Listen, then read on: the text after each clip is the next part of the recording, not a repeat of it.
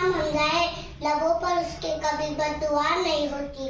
बस एक माँ है जो कभी खफा नहीं होती। अभी मेरी माँ जिंदा है, मुझे कुछ नहीं होता। जब मैं घर से बाहर निकलता हूँ तो मेरे माँ की दुआ मेरे साथ चलती है। हुआ है तुझसे बिछड़ने के बाद मुझे मालूम कि तू नहीं थी तो तेरे साथ एक दुनिया थी। आज़ाइशों के गोद में हासिल नहीं हुआ, पाया था सुकून जो कभी माँ के गोद में, पाया था सुकून जो कभी माँ के गोद में। एक मुद्दत से मेरी माँ सोई नहीं ताबिश, मैंने एक बार कहा था मुझे डर लगता है।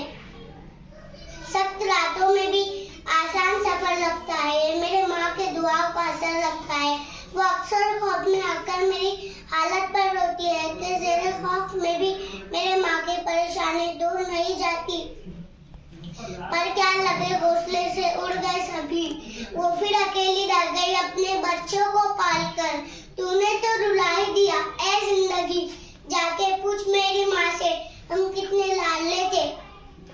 गोद से कोर तक हर बात सिखाती है माँ, हर रोज नए लफ्ज़ बताती है माँ।